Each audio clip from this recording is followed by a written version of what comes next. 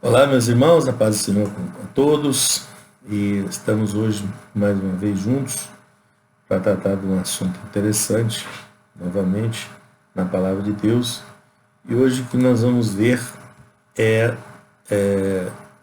evangelismo, na parte de evangelismo discipulado, sobre a existência de Deus.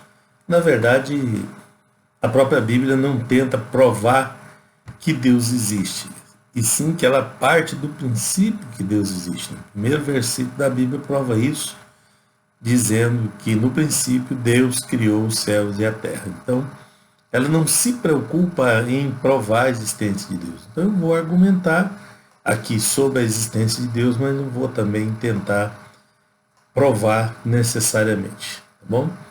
Evidências, né? Argumentos da existência de Deus, né? Sobre a existência de Deus. Sobre um impulsionador primário. Se tudo é energia, só Deus criou a força para iniciar essa energia geradora de toda a vida, né? Porque se tudo é energia, alguém tem que ter criado essa energia impulsionadora. Ela tem que ter sido criada. Então, é uma evidência que Deus é o impulsionador primário. Argumento cosmológico. Tá? Existe, né, um universo em vez de não haver nenhum. Tem um universo, né, que deve ter sido causado por algo. Qual é a causa do universo?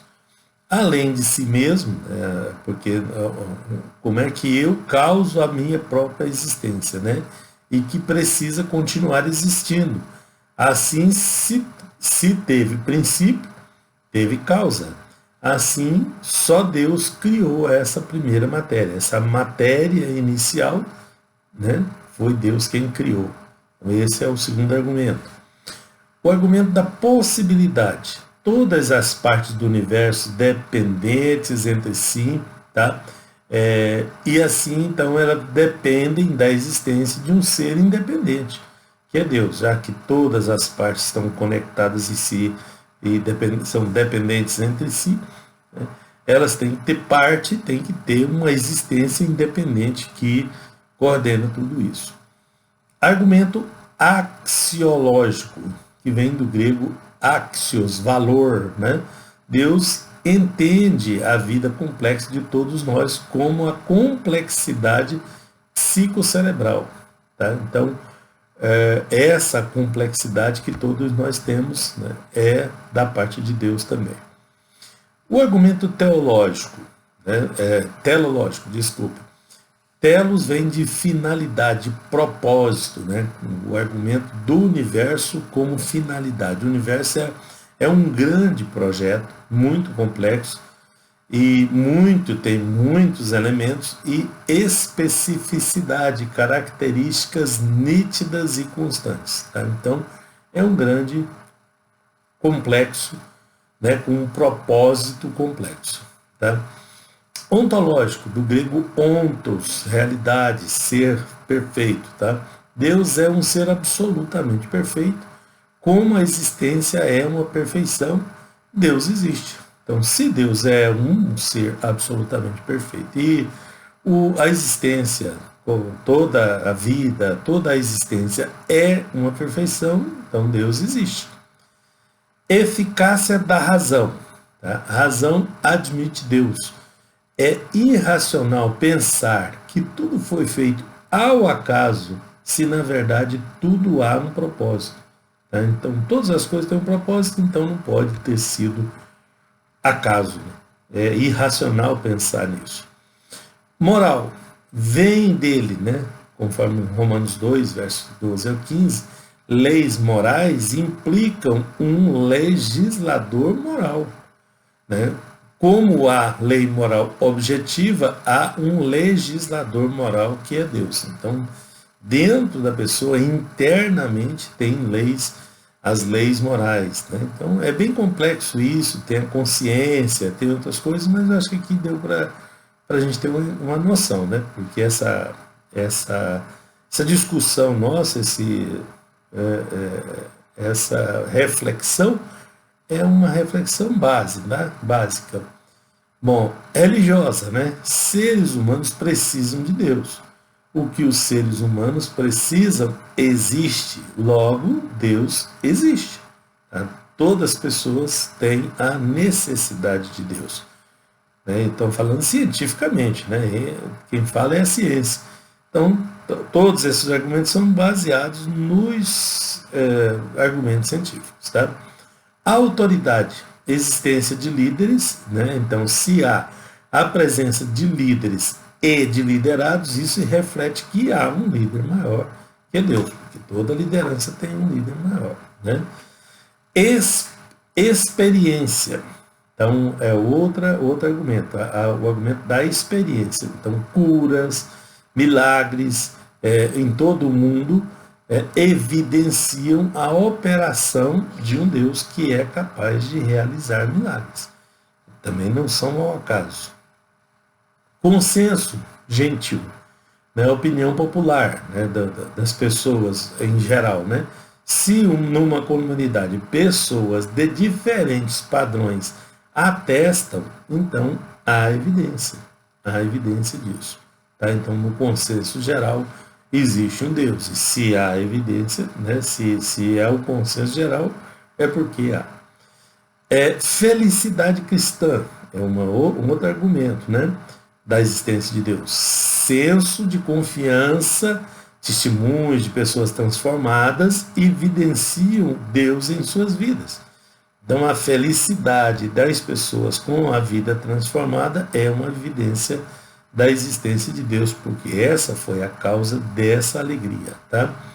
Argumento da alegria, por falar nisso, todo desejo tem um objeto real de satisfação. Né? Todo desejo. Os seres humanos têm um desejo inato e natural pela imortalidade. Assim, há uma vida imortal após a morte e, consequentemente, a presença de Deus, o juiz. Tá? Então, aqui é mais um argumento importante. Tá? Bom, então, deixando os argumentos, a relação no mundo é a visão correta, que é teísta e monoteísta, ao mesmo tempo teísta e monoteísta. O que é teísta? É a concepção de que há um Deus, tá? E monoteísta é a concepção de que há um Deus e que é somente um, que é único, tá?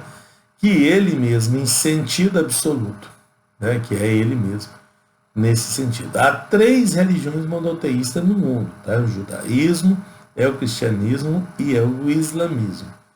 Ok? Criação e providência são 2 coisas, tá? Deus, por seu poder e bondade infinitos, criou o mundo do nada, sem perda da sua substância. Então, ele não tirou dele para fazer, ele criou do nada, né? Deu existência ao mundo a partir do nada. Inclusive o verbo criar, no hebraico, o verbo bará, está no primeiro versículo da Bíblia, né? Bereshit bara Elohim. Bará é o verbo criar. No princípio, criou Deus. Então, esse verbo criar, no hebraico, ele só é utilizado para Deus, porque só Deus tem poder criador. O ser humano não tem. A ciência diz que tudo se transforma, nada se cria, mas tudo se transforma. Né? Por isso, porque criador da substância que deu existência às substâncias é Deus. E o homem transforma essa substância, mas é Deus que as criou. Tá? Então, criação primeiro.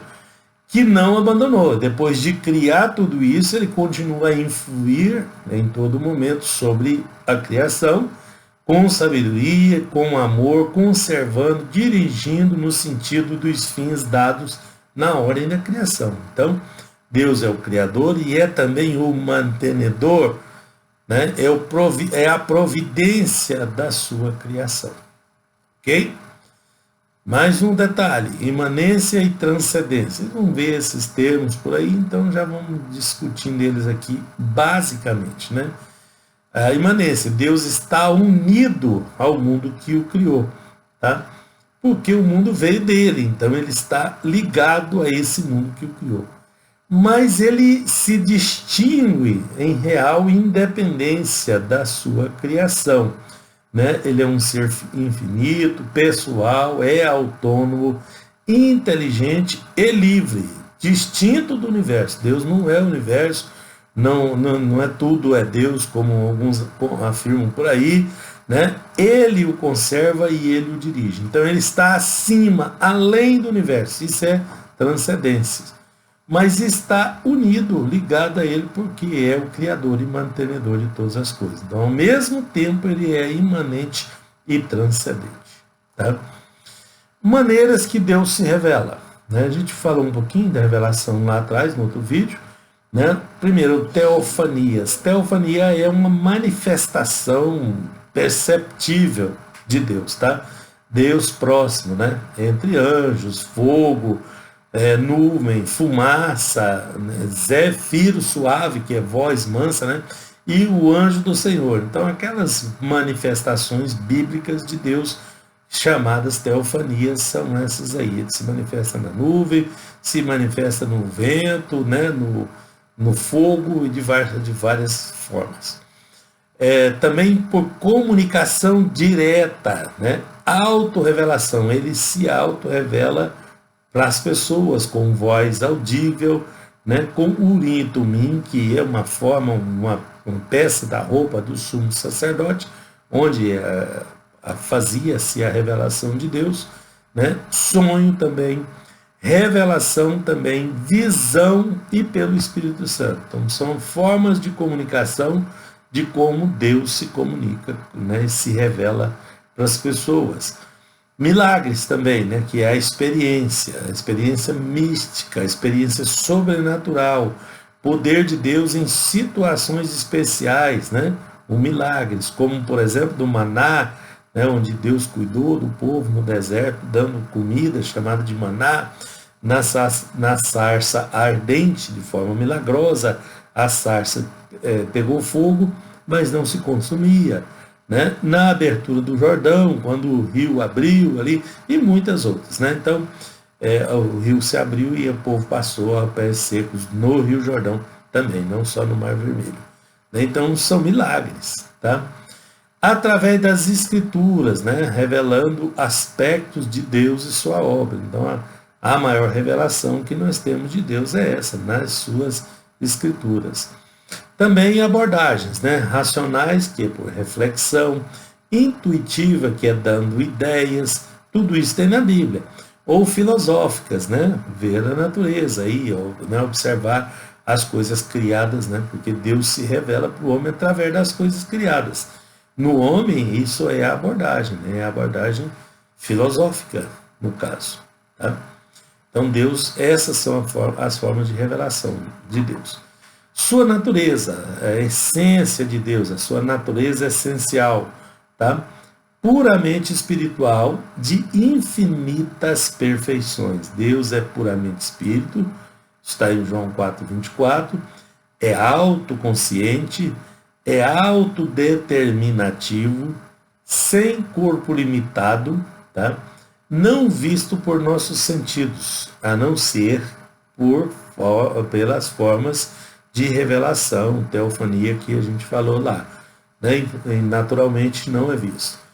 Pessoal, tem personalidade, persona, inteligência, moral e racional, tá? Através de suas ações, ele vai, ele vem, ele sustenta, ele prova, conversa, dá vitória, revela, né? Revelação, né? E a revelação maior é Cristo, né? O seu Filho, para redimir o mundo, para resolver o problema do mundo, qual vamos ver mais adiante. E para terminar, um ser infinitamente perfeito, distinguível de todos os outros, sem limites, ele é exaltado, sua essência e propriedade são uma. Nada se acrescenta aos seus atributos, não tem nada que acrescentar. Por quê? Porque é perfeito, é um ser perfeito. Se é perfeito, não tem o que se acrescentar nem se tirar. E que dão a essência plena dele, né, de si. Tá? Isso é a essência de Deus. Esse é o Deus. Então, ele existe Para a ciência ele existe, está cada vez mais difícil negar a existência de Deus.